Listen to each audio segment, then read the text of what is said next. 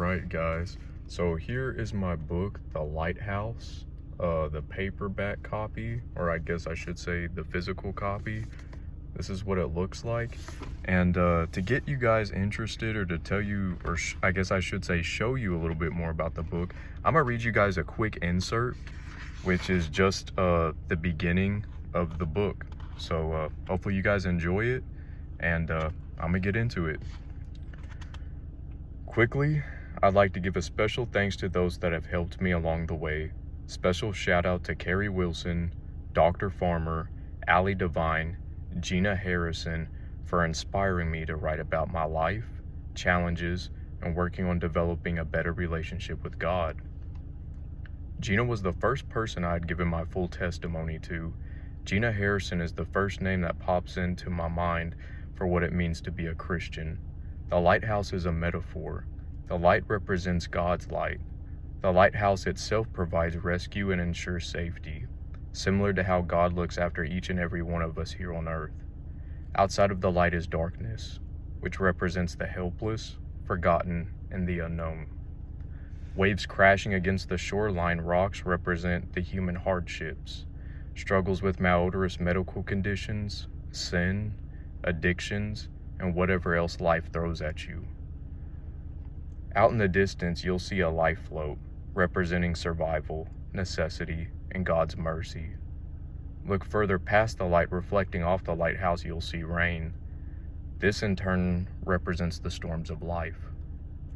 Gina Harrison was a small pigment of God's light that brought me to safety. That woman single-handedly changed the trajectory of my life.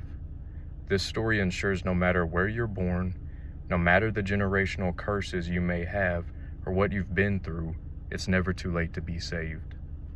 This is a personal testimony to faith, spirituality, health, and the burning desire to try and bring change not only to fellow malodorous medical condition sufferers, but to those that need help to try and hang on to. Thank you, Miss Allie Devine, for helping me to try and push forward to seek a better tomorrow, using her rare abilities as a medium to ensure to me that this condition wasn't in my head like many had tried to say or insinuate. Though I can't say everyone who claims to be a medium is legit, this woman originally told me the first time I met her that this issue gets worse when under stress. Allie had also predicted that I'd get surgery over this issue at hand at either Vanderbilt or U of L. Oddly enough, that's just how the cookie crumbled. Can't forget to give a massive shout out to Dr. Farmer and his team at U of L Colon and Rectal Surgery Department. Unlike many doctors, nurses, dermatologists, and psychiatrists, he rolled the dice, heard me out, and offered to try and tackle the issue at hand. Throughout this story, you will see that this medical issue has drastically affected my life, with jobs, relations with people, self-esteem, my faith, and most importantly, the value in which I saw my life. This story is just my account of dealing with rare malodorous medical conditions such as bromhidrosis or TMAU, to name a few. Come with me on a journey as I tell the story of the last 6.5 years of my life dealing with a rare malodorous condition. Hopefully in the future, these conditions can become more widespread through awareness or a movement of some sorts. I've tried starting a podcast, but I'm quickly realizing that alone won't be enough. Many sufferers are either too scared to speak up, depressed, or unfortunately are now mentally unstable due to the effects of living with a rare malodorous condition. Even if this book flops or creates little to no impact, I know one day I can lay my head at rest knowing that I tried to help make a difference.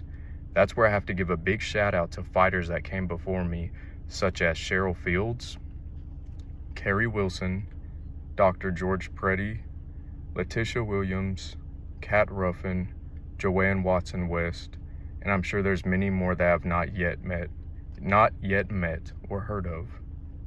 Carrie had written a book herself titled Shattered, about her journey with TMAU and the battle-tested journey it took to get tested. Her personal testimony of resilience helped establish even more confidence in myself to help join in on the fight to gain awareness and better treatment. Hopefully these efforts won't die in vain and help the next few generations of sufferers.